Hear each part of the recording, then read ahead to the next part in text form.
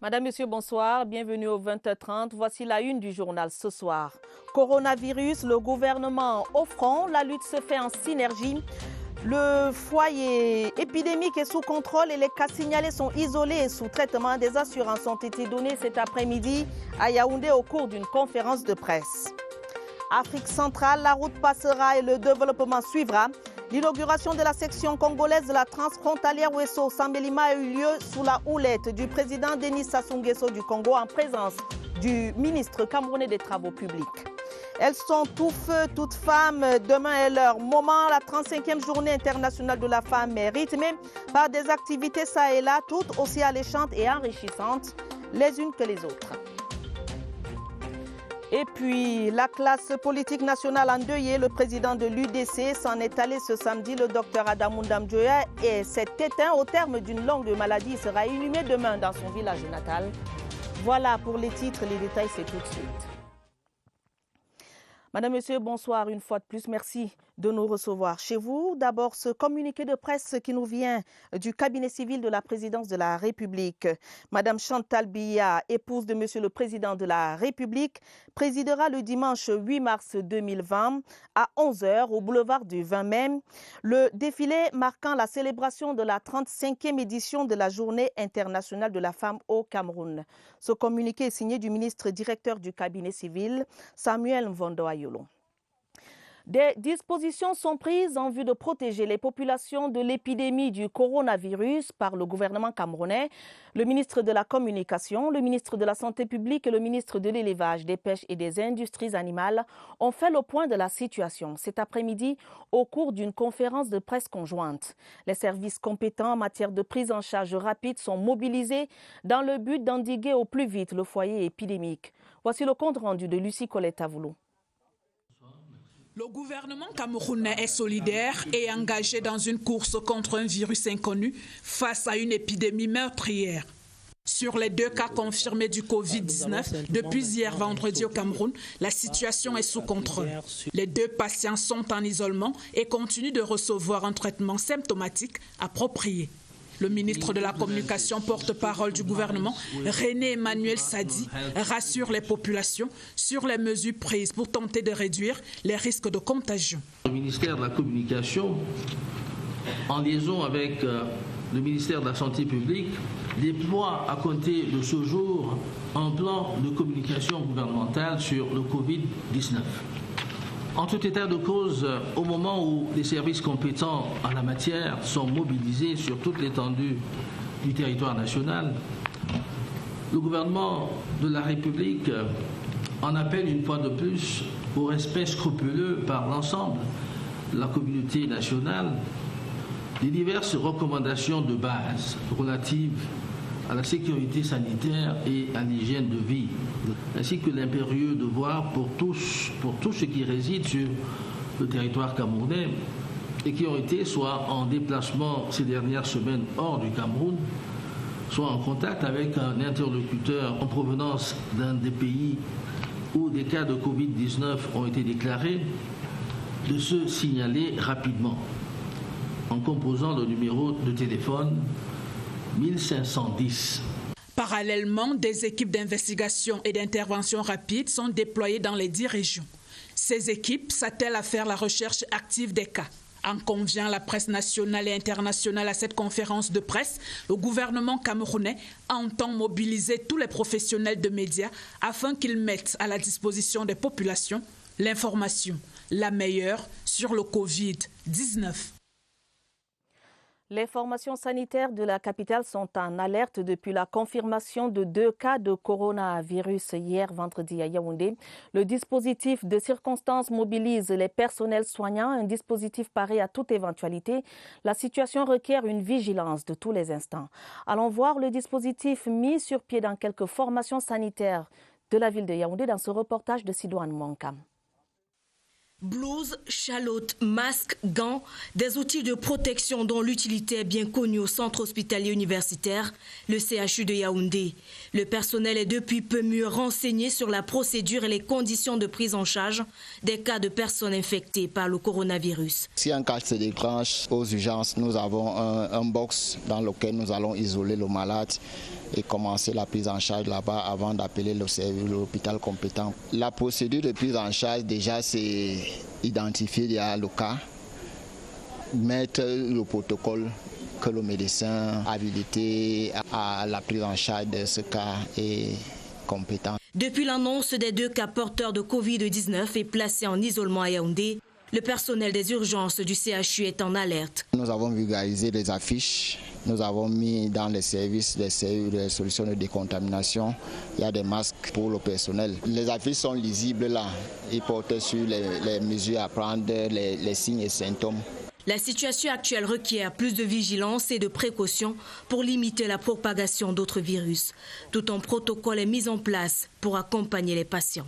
L'accueil des malades est le même, mais plus accentué si un cas est suspecté. D'autres malades qui arrivent, on cherche déjà le lit et puis on prend directement le malade. Pourtant, si c'est un cas avec l'interrogatoire dans la voiture, nous n'allons pas admettre ce malade. À l'hôpital central, comme au Curie visité ce matin, le dispositif de veille est pratiquement le même qu'au CHU. Le personnel soignant est paré à toute et reste serein parce que les 2 cas signalés à l'hôpital central sont sous contrôle. Lutte contre le coronavirus, les masques et les désinfectants hydroalcooliques pour les mains se font déjà rares. Les pharmacies et autres supermarchés croulent sous la forte demande. Il y a de quoi faire de bonnes affaires par ces temps où 2 cas de Covid-19 ont été détectés au Cameroun. Entre crainte et croyance, les Camerounais pensent qu'il faut se prémunir. Illustration ici à Yaoundé dans ce reportage de Daniel Monanga.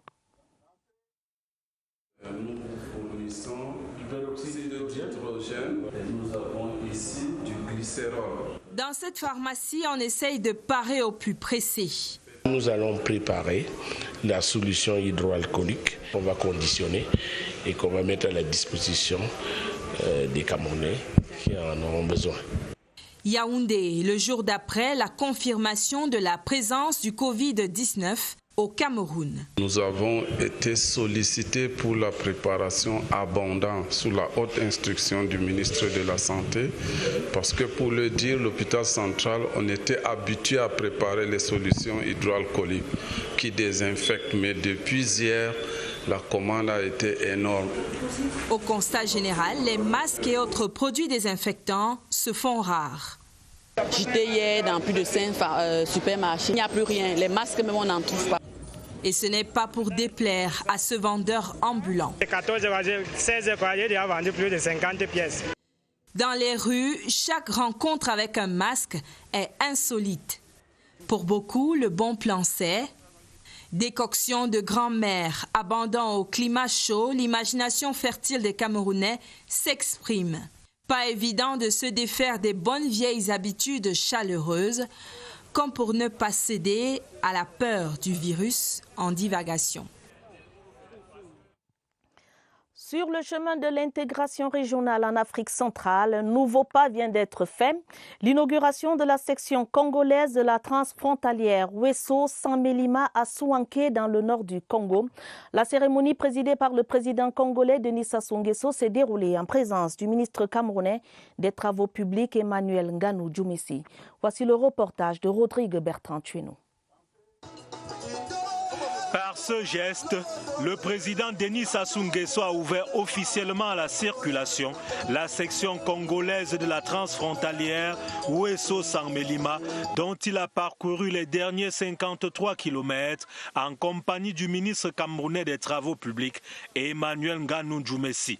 Un moment historique pour l'intégration régionale. Un grand pas, oui. Nous sommes ici à la frontière. Nous voyons la route qui va à Saint-Mélima. Le ministre vient de me dire que d'ici la fin de l'année, tout sera fait. Très bientôt, nous aurons une route qui reliera Pointe-Noire de Port, Grand Port de Pointe-Noire, à l'autre grand port du Cameroun à Douala, Ouesso, Sangamélima, Yaoundé et Douala. À ce moment-là, ce sera mission accomplie. On passera le relais à vous, hein, les autres générations. Il faut que vous montriez digne de cela pour poursuivre le développement de l'Afrique. Au cours des allocutions prononcées avant la coupure du ruban symbolique, le représentant de la CEAC et le ministre congolais des grands travaux ont salué la convergence de vues des présidents Biya et Sassou qui résolurent d'unir leur peuple par la route. Lorsque les travaux en cours sur la section camerounaise entre Sanmélima et Ntam seront achevés, l'on pourra partir de Brazzaville à Yaoundé et vice-versa sur une route macadamée. La vie est faite de moments de joie, mais aussi de moments de tristesse. La dépouille mortelle du docteur Adamounda Mjoya est arrivée à Fumban ce jour, où elle a été accueillie par des populations sorties en masse. Et cette nuit promet d'être longue avec la veillée qui précède l'inhumation prévue demain dimanche. D'autres détails dans ce reportage que signe André Aristide et Combat de CRTV Ouest. Le cortège funèbre a fait son entrée dans une ville de Fumban qui avait hâte de voir la dépouille de celui qui a dirigé la mairie de la Cité des Arts pendant près de 3 décennies. Au volant de son véhicule personnel transformé en corbillard, sa veuve Toumaïnounda Mjoya. Difficile de se frayer un espace dans la foule compacte sur le chemin de non-retour du docteur Adamounda Mjoya. Il a fallu près de 2 heures pour atteindre le point de chute au quartier Ndjinka. L'esplanade de la résidence est bondée de monde à la hauteur de la réputation du disparu. Le minaret de la mosquée où vont se recueillir certains proches distille la lecture du Saint-Coran. Le défunt a été une personnalité rassembleur, cordial et très pieux. Je garde du docteur Adamounda Mjoya le souvenir d'un homme pluridimensionnel et d'un homme d'un visionnaire, de quelqu'un qui voyait très loin ce que les gens ne voyaient pas. À l'entrée du corbillard, dans la concession familiale, des coups de feu sont tirés en l'air. Ils ravivent les lamentations de la foule. Le cordon de sécurité a du mal à contenir les militants et sympathisants de l'UDC en larmes. La dépouille sera conduite à l'intérieur du domicile du défunt où le rituel funèbre se déroule dans la stricte intimité. Le Cameroun perd donc un de ses dignes fils. Le docteur Adamounda Mjoya, ancien ministre et ancien maire de Fumban, a rendu l'âme, nous l'avons dit ce samedi. Il sera inhumé demain dimanche dans son village natal selon les règles de la religion islamique. Le fondateur et président de l'UDC laisse l'image d'un acteur politique majeur dans le processus démocratique au Cameroun. Séverin Alégambélé. Le Cameroun perd une icône, un symbole de la vie politique nationale. Adamounda Mjoya, ancien ministre de l'Éducation nationale, vice-ministre des Affaires étrangères dans les années 70, s'en est allé plongeant sa famille politique dans le deuil. Le fondateur de l'Union démocratique du Cameroun a mené plusieurs combats de son vivant. Il s'est présenté sans succès candidat aux élections présidentielles de 1992, 2004, 2011 et 2018. Néanmoins, de 1996 au double scrutin du 9 février 2020, il a servi comme maire de Fumban.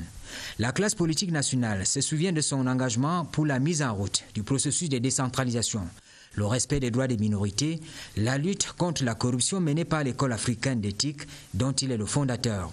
Ce n'est pas un hasard si Adamounda Mjoya s'est hissé au sommet de plusieurs hiérarchies.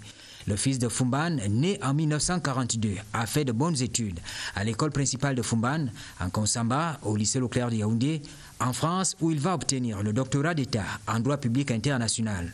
Ce parcours académique et les nombreux stages dans les instituts de formation de renom font de lui un personnage qui a marqué son temps, un symbole de la vie socio-culturelle. À son actif, on compte de nombreux ouvrages. Prières et chants de louange à Dieu en 1975, le Cameroun dans les relations internationales 1976, Mjoya, réformateur du royaume Bamoun, ouvrage publié aux nouvelles éditions africaines à Abidjan en 1977. Les Amours, recueil de poèmes en 1982. Adamounda Mjoya, écrivain, a également produit le manuel pratique de rédaction administrative et des documents diplomatiques aux éditions Sopekam Yaoundé en 1983. Que le Seigneur accueille son âme. Le Cameroun a ses 14 maires de ville au complet. Les nouveaux élus devront sans plus tarder relever les défis qui les interpellent. À Yaoundé, il n'y aura pas d'état de grâce pour le nouveau maire. Luc Messi Atangana doit pouvoir s'attaquer de front aux incivilités qui freinent parfois l'épanouissement des populations de la cité capitale. Voici une fois de plus Séverin Alegambeli. Le sentiment de joie personnelle du fait d'une promotion est de très courte durée pour le maire de la ville de Yaoundé et ses adjoints. Après le cérémonial de passation de services techniques, Luc Messi Atangana doit s'ouvrir au chantier urgent. Je commence par la salubrité. Nous devons vivre dans un espace propre. L'incivisme, le désordre urbain, je souhaite qu'il prenne fin. Que nous prenions d'ores et déjà des dispositions pour que le désordre urbain prenne fin. Les acteurs des espaces marchands, ceux qui utilisent la voie publique, devraient dès maintenant s'arrimer à cette norme pour que la vie dans la ville de Yaoundé soit aisée. On peut tout aussi attendre les nouveaux responsables de la ville sur les marchés spontanés, les commodités usuelles pour une vie saine à l'intérieur du périmètre urbain, les espaces de loisirs. La ville est le résultat des ambitions, mais aussi des rapports de force. Et souvent les forces politiques, mais aussi les forces économiques. L'administration de la mairie se fait suivant les lois et règlements du pays. Et nous devrons nous y conformer. Nous avons voté en décembre dernier un plan de campagne qui constitue la loi comportant les projets, les activités à mener par la mairie de Yaoundé. Il n'y aura pas d'improvisation. Les chantiers sont connus. Il faut néanmoins, pour les diligenter, l'adhésion de tous qui font partie de la communauté urbaine. Le maire de Douala, Roger Victor Mbassandine, a officiellement reçu les clés de la ville de Douala hier. La cérémonie de passation technique de service était présidée par le préfet du Vouri, Benjamin Mboutou. Le sortant, l'ancien délégué du gouvernement Fritz Ntonentone, a dit sa gratitude au président de la République pour la confiance accordée depuis l'année 2006. Les détails avec Napoléon Bonaparte-Besson. La ponctualité est la politesse des rois. Et voici le préfet du Vouri, Benjamin Mboutou, arrivé à l'heure dite, 11h en temps réel. Il est accueilli par les responsables entrant et sortant de cette institution, dorénavant dénommée la mairie de Douala. Dans la salle de conférence, cadre de la passation technique, les clés de la ville de Douala sont remises aux nouveaux propriétaires qui déclinent la feuille de route prioritaire. Une des priorités sera d'améliorer la mobilité urbaine, faire en sorte que les routes soient déjà mieux entretenues au fur et à mesure, de manière à ce qu'il y ait moins d'embouteillages autant que possible. La solution aux premières inondations est d'abord un peu d'investissement, c'est les drains. Il faut passer par les drains, multiplier les drains un peu partout pour que les eaux de pluie puissent s'écouler plus facilement. Pour ce qui concerne l'incivisme, c'est un problème extrêmement important. Nous allons nous y attaquer en évitant autant que possible la violence, mais en sensibilisant les citoyens. Peut-être aussi en faisant des investissements pour que, notamment, là où les benskins, les mototaxis obstruent les carrefours, qu'on puisse aménager un espace pour eux. Les paroles s'envolent, mais les écrits restent et font foi. L'histoire retiendra donc que le jeu de chaises fut consigné dans ce livre d'or en présence de l'état-major du préfet et les deux bureaux exécutifs qui se succèdent au trône. Dans la région de l'Adamawa, Ngaoundéré a désormais son tout premier maire de la ville, une figure bien connue des milieux politiques dans cette région. Bobo Saliou, puisqu'il s'agit de lui, a gravi les échelons de son parti, l'UNDP, jusqu'à devenir en 1996 premier adjoint de la commune urbaine de Ngaoundéré, maire de Ngaoundéré premier par la suite. Voici son portrait dressé par Belinga Daniel Engene de CRTV Adamawa. C'est un homme plein d'expérience, porté à la tête de la mairie de la ville de Ngaoundéré. Bobo Saliou a toute sa vie durant 55 ans bien sonné, œuvré dans la politique. Une expérience qui a certainement joué en sa faveur, au point d'avoir un 100% à l'élection. Pourtant, avec un électorat multicolore. On a même défié la démocratie, parce qu'en démocratie, ce n'est pas bon de faire les 100%. Mais à cause de mon charisme, les conseillers ont donc défié cette démocratie pour me plébisciter à 100%. Malgré la multiplicité des partis politiques au sein du conseil. Vous savez qu'en Gambie, il y a jusqu'à 3 partis politiques. Il y a le RDPC, il y a l'UNDP, il y a l'Univers. Et dans tous ces partis politiques, il a été représenté dans le Grand Conseil et tous ont donc plébiscité sans réserve la liste. Donc j'ai conduit ma personne pour donc conduire les destinées de la ville de Ngaoundéré. Le maire de tous les habitants de Ngaoundéré a justement une feuille de route précise.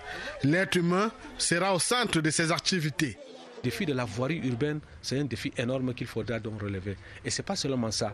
Il y a l'assainissement. Il y a beaucoup de choses donc qu'il faut faire. Mais je parle d'abord de la voirie urbaine qui est un grand défi. Et sans oublier les autres, sans sous-estimer, sans minimiser donc les autres secteurs. Mais pour dire quand même qu'en priorité, il faut d'abord commencer par la voirie urbaine. La gente féminine sera vraiment considérée. Les jeunes également auront leur place parce que les places qu'ils méritent, sans parler donc des autres. Il le rappelle encore, son ambition la plus grande est celle de voir les conditions de vie de toutes les populations s'améliorer. Eau potable et électricité doivent être à la portée de tous. Le maire de la ville de Bamenda est ingénieur du génie civil et pasteur. Le révérend Paul Atchobon Tambin rêve d'une urbanisation inclusive du chef-lieu de la région du Nord-Ouest. Au rang de ses priorités, la lutte contre le désordre urbain, l'assainissement de la voirie, l'embellissement de la ville. Voici son portrait sous la plume d'Augustin Guizana. Voici le maire pionnier de la ville de Bamenda, Paul Atchobon Tambin, 55 ans, élu le 16 février 2020 à la majorité absolue des conseillers municipaux de Bamenda 1, 2 et 3. Aussitôt élu, le maire de la ville de Bamenda se veut rassembleur. Je serai en accord avec tous les citoyens de Bamenda pour que cette décision et cette loi votée par l'Assemblée et le chef de l'État avaient mis son accord, que ça soit respecté. L'homme hérite d'une ville rongée par les effets pervers de la crise sociopolitique. La ville de Bamenda connaît des problèmes de délestage et d'eau potable, des problèmes qui tiennent l'élu du peuple à cœur. On va construire les captages, on va faire en sorte que les tuyaux entrent dans chaque maison. Pour réussir sa mission au cours de ces 5 prochaines années, Paul Atchobon Tambin compte sur la grâce divine. Lui qui est pasteur engage les populations à la prière, une arme à même de changer les mentalités, ramener la paix et que véritablement Bamenda soit engagé vers la voie du développement inclusif. Je vous le disais au début de ce journal, Madame Chantal Biya, épouse de Monsieur le Président de la République, présidera demain 8 mars 2020 à 11h au boulevard du 20 mai à Yaoundé. Le défilé marquant la célébration de la 35e édition de la Journée internationale de la femme au Cameroun. Voici le programme de demain. À 7h30, arrivée des responsables du ministère de la promotion de la femme et des équipes d'encadrement du défilé. 8h30, mise en place des défilantes et des groupes d'animation. 9h, arrivée des invités. 9h30, arrivée des autorités administratives. 10h20, arrivée des chefs de mission diplomatiques et des représentants des organisations internationales invités. 10h30, arrivée des membres du gouvernement et assimilés invités. 10h40, arrivée de la ministre de la promotion de la femme et de la famille. 10h45, fin de la mise en place des personnalités au boulevard du 20 mai. 11h, arrivée de Madame Chantal Biya, épouse du président de la République. Accueil par la ministre de la promotion de la femme et de la famille. Remise du bouquet de fleurs. Installation à la tribune. Exécution de l'hymne national. Début du défilé. Vers 13h30, fin du défilé. Exécution de l'hymne de la femme. Départ de Madame Chantal Biya, épouse du président de la République du boulevard du 20 mai. Déjeuner sur invitation. Fin des cérémonies.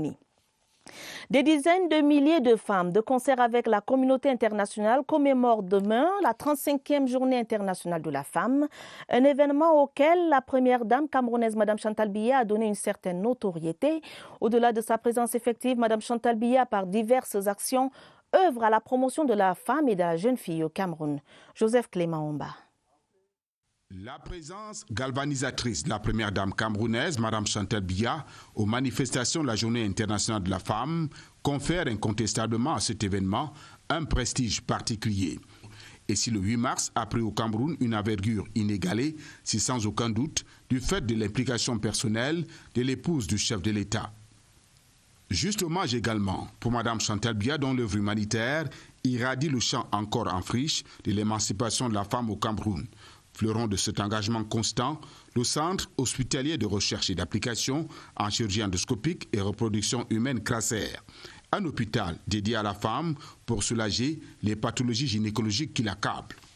Depuis son inauguration en 2016, près de 200 bébés issus de la fécondation in vitro y sont nés. Mme Chantal Biya met du sien à cette procréation médicalement assistée. Ici, plusieurs femmes ont retrouvé la fierté de la maternité, un bonheur que la plupart vivent pour la première fois. Au Cercle des Amis du Cameroun CERAC, l'efficience du programme Femmes rurales améliore les conditions de vie des femmes rurales dans toutes les 10 régions du Cameroun.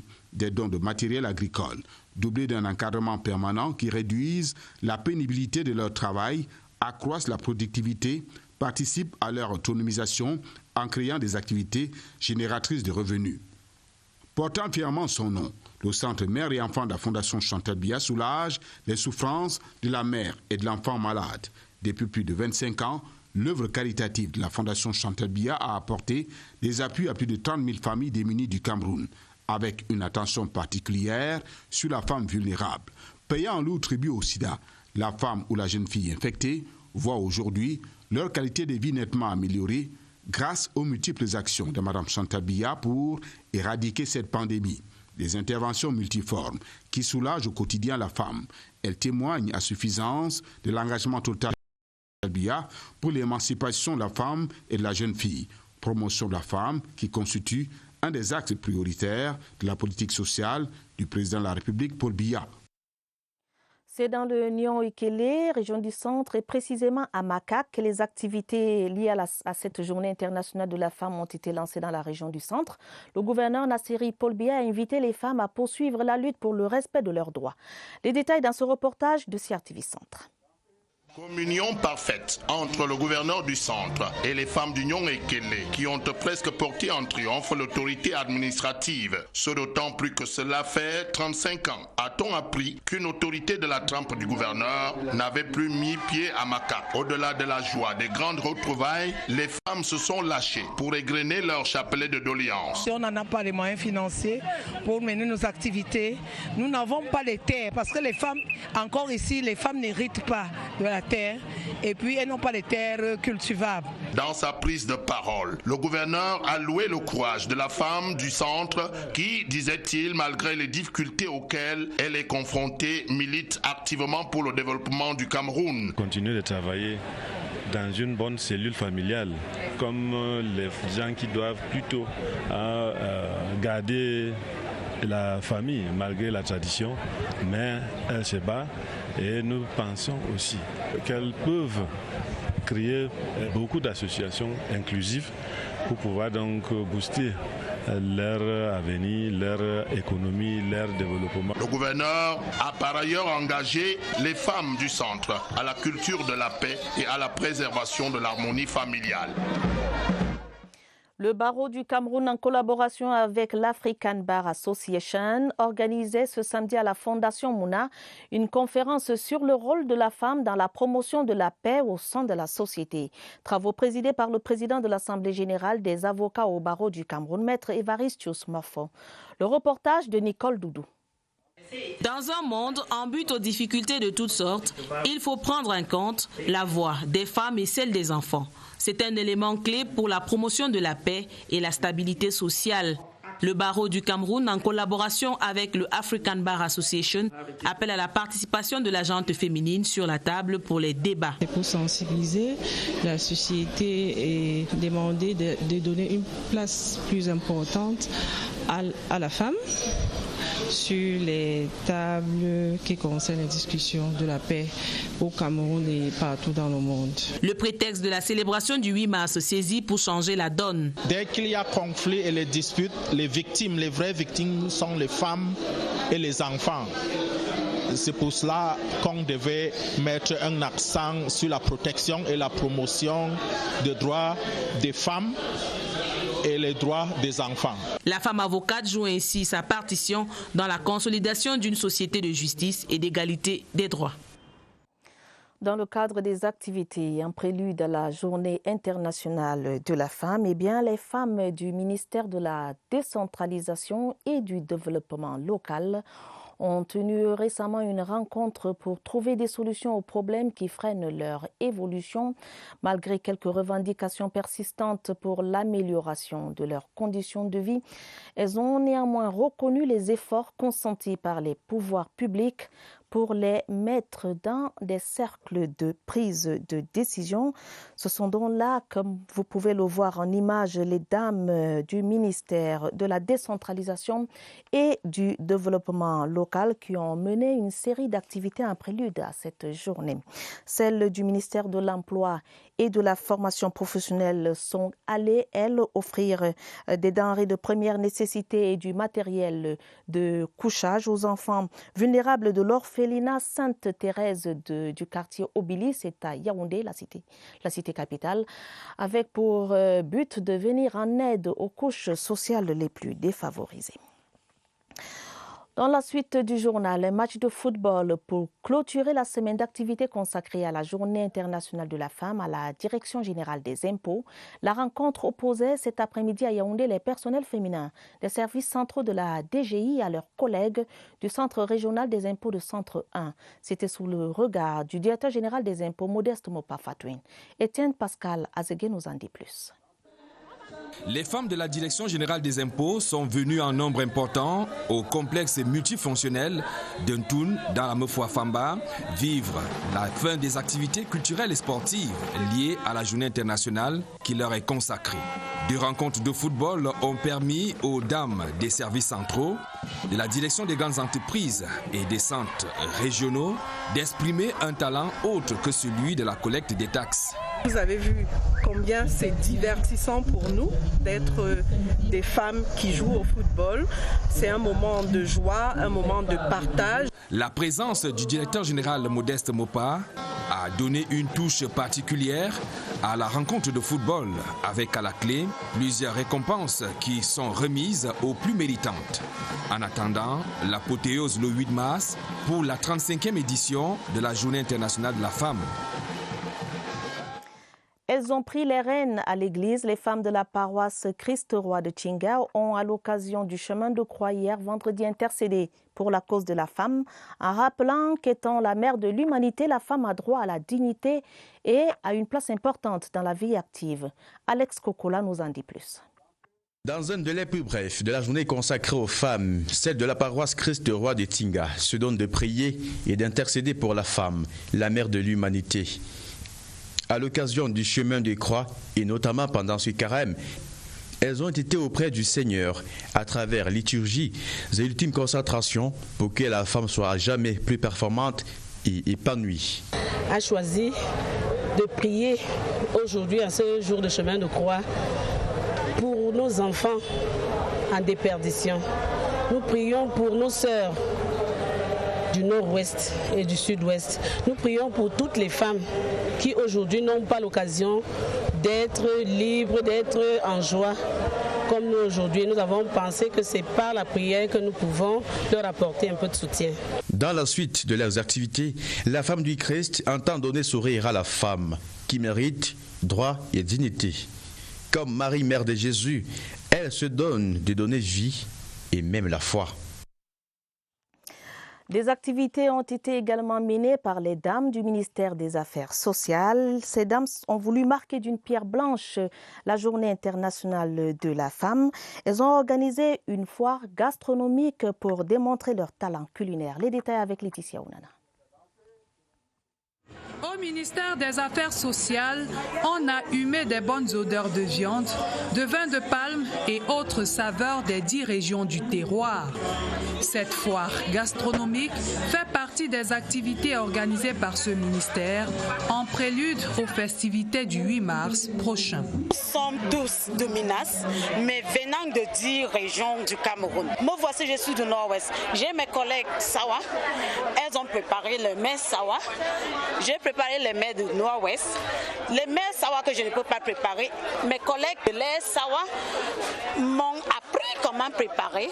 Moi aussi, je les ai appris comment préparer les mets de Nord-Ouest. Et ça, pour moi, c'est aussi le vivre ensemble. Au-delà de ce partage d'expériences salué par la ministre Pauline Irène Guéné, il y a eu la présentation des activités quotidiennes de ce département ministériel par le personnel féminin. La présence des structures partenaires tel le Centre national de réhabilitation des personnes handicapées a donné une coloration agréable à l'événement grâce aux œuvres réalisées et exposées ici.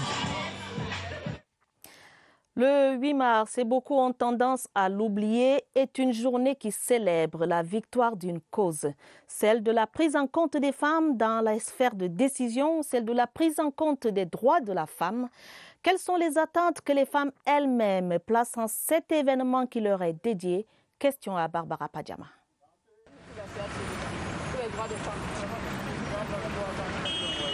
Devant un micro courtois et bien, certains ont repoussé le droit à la parole. D'autres ont saisi cette occasion pour rappeler aux femmes la véritable fonction du 8 mars. Les femmes se sont réduites à arborer simplement les pagnes de 8 mars. Changement, bon, je ne pense pas. Parce que quand vous passez dans les services, c'est les mêmes tracasseries tout le temps.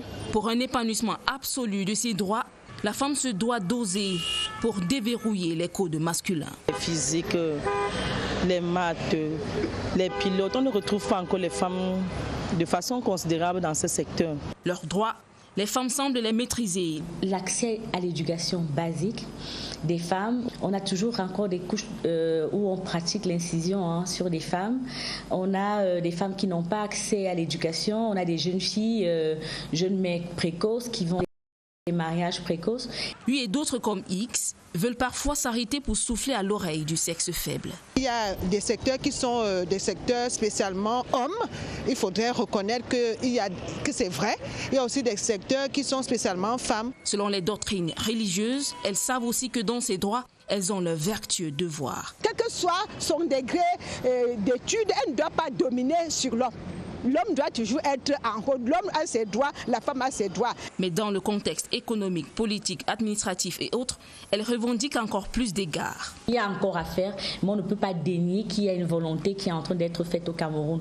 Pour cette autre édition de la Journée internationale de la femme, à coup sûr, ce sera un autre pas vers la protection des droits de la femme.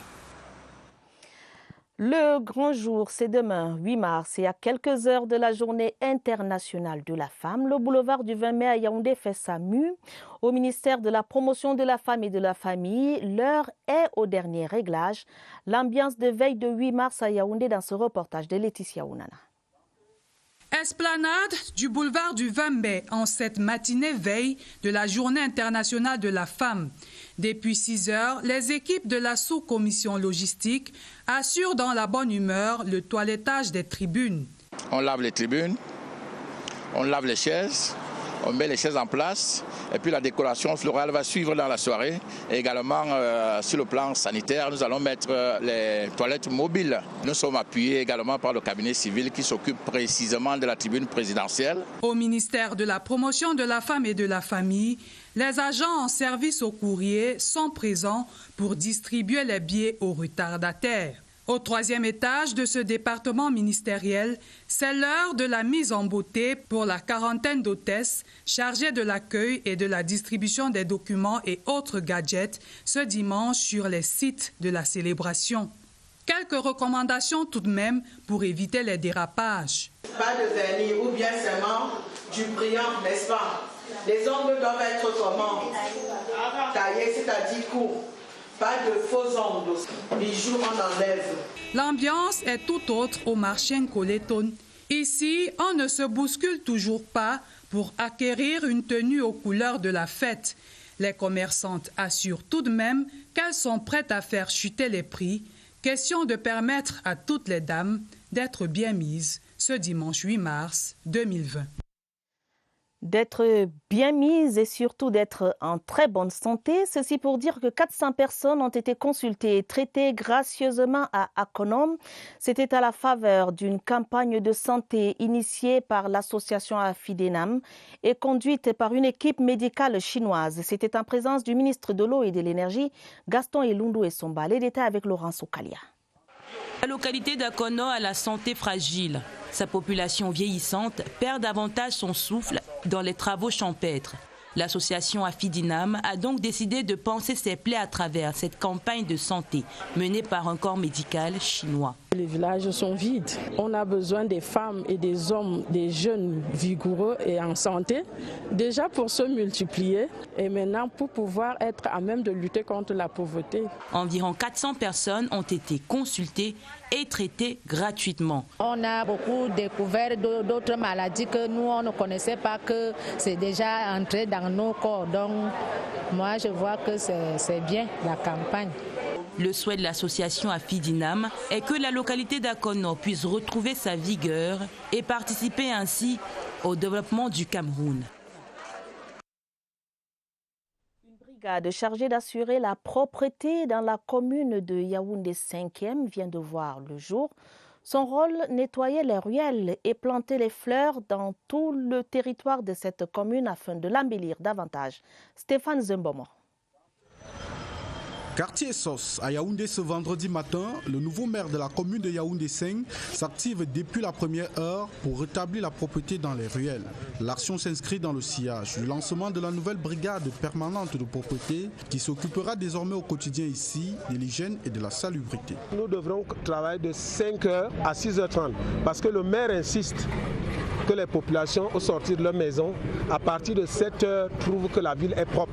Et nous avons fait un plan de déploiement dans les quartiers. Nous allons nettoyer, procéder maintenant au badigeonnage des trottoirs. Nous allons embellir les carrefours en plantant des fleurs. Pour créer cette brigade, le nouvel exécutif communal est parti d'un constat. À Yaoundé 5, l'insalubrité a atteint des proportions inquiétantes avec des rigoles bouchées, des rues non défrichées. Ajoutez à cela l'incivisme grandissant des populations. T'aider par exemple cette plaque qui indique clairement qu'il est interdit de jeter les ordures à cet endroit, mais derrière laquelle les habitants en ont fait un site de dépôt de déchets. Un passé peu reluisant avec lequel le nouveau maire veut en découdre. Pour le bien-être de notre population, nous pensons que Yaoundé 5 doit être un exemple de propreté. L'objectif visé par cette initiative, c'est de rendre notre arrondissement propre au quotidien. Avec cette nouvelle brigade consacrée à l'hygiène et à la salubrité, c'est un saut qualitatif et une touche particulière au développement que le nouveau maire et son staff entendent apporter aux populations de Yaoundé 5. Une autre page triste dans ce journal, Benoît Maniakon, chef de service à la direction des infrastructures et du patrimoine, décédé le 28 janvier dernier, repose désormais à Sandjung, son village natal.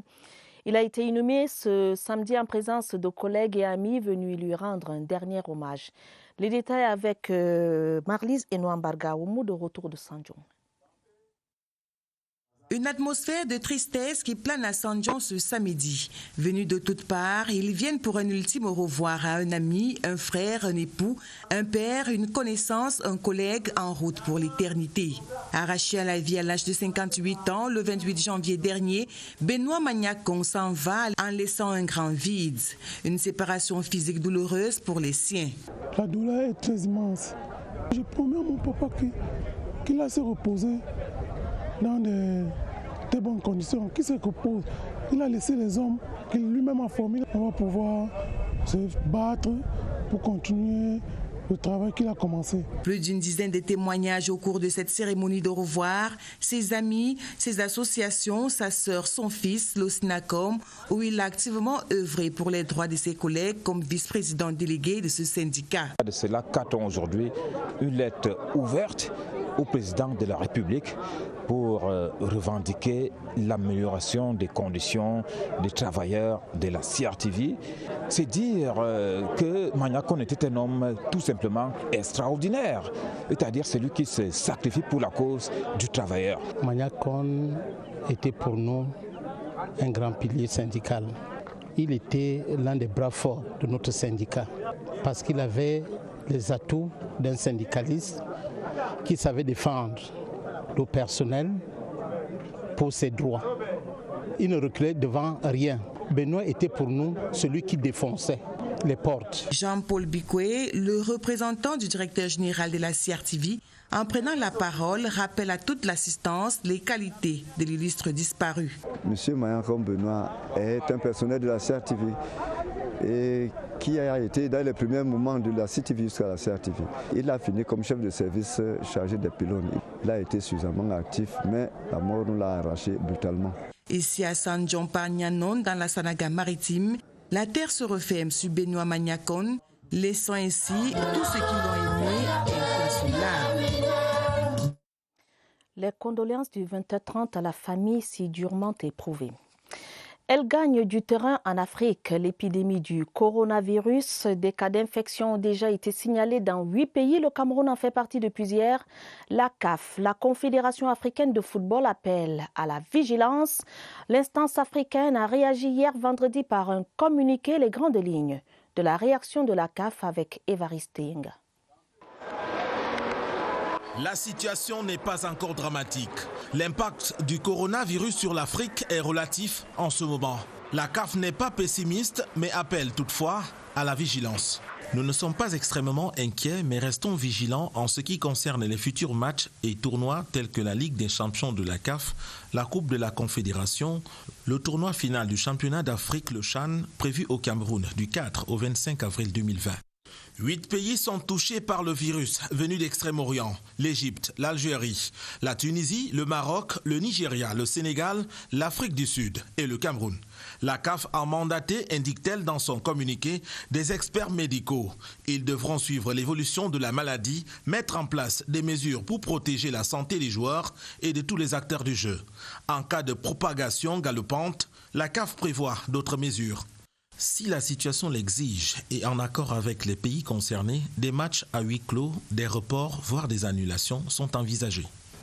Sont concernés en priorité par ces dernières mesures le pays hôte du CHAN 2020, donc le Cameroun, et les pays d'accueil des compétitions interclubs. Un avis aux acteurs du jeu sera publié sous peu par la CAF. L'avis sera conforme aux directives de l'OMS. Ainsi va l'actualité ce jour au Cameroun. Madame, Messieurs, c'est la fin du 20h30. Journal préparé avec la collaboration de Oswald Medou, Alex Kokola et Mariam Mazoum. Prochain rendez-vous avec l'information, ce sera à minuit. Vous serez en compagnie de Georges Marcel Messila et de Gilbert Ongenem. Madame, Messieurs, votre fidélité nous honore. Bonne soirée à tous.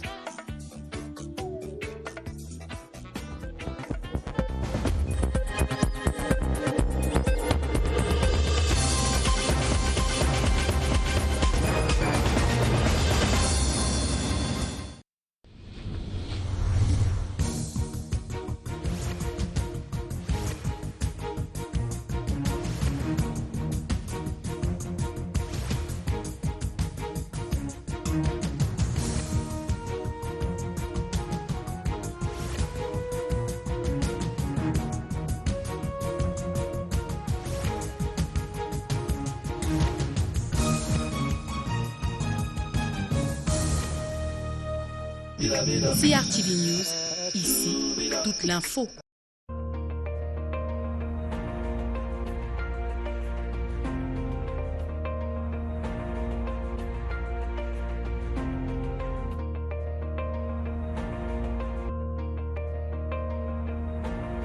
Wash your hands frequently using soap and water or an alcohol-based hand rub. Avoid touching your eyes, nose, or mouth. Avoid eating raw meat and unnecessary contact with wild animals. Avoid close contact with anyone with flu-like symptoms. When coughing and sneezing, cover your mouth and nose with a flexed elbow. Or use a tissue. Take particular precaution while traveling. Seek medical care early.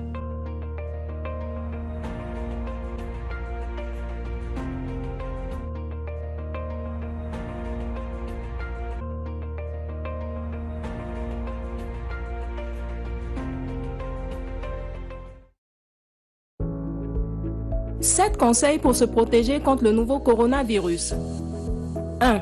Lavez-vous régulièrement les mains à l'eau et au savon ou à l'aide d'un gel hydroalcoolique. 2. Vous ressentez l'envie de tousser ou d'éternuer? Faites-le dans un mouchoir ou dans le creux de votre coude, puis lavez-vous les mains. 3. Restez à au moins 1 mètre de distance des autres personnes, surtout si elles toussent, éternuent ou ont de la fièvre. 4. Évitez de vous toucher les yeux, le nez et la bouche. 5. Évitez tout contact direct avec des animaux vivants. Et si cela est impossible, veillez à vous laver les mains après le contact. 6. Ne mangez pas de produits animaux crus ou mal cuits. Et lavez-vous les mains. Nettoyez les surfaces et les ustensiles après usage. 7. Si vous avez de la fièvre, de la toux ou des difficultés à respirer, consultez un médecin.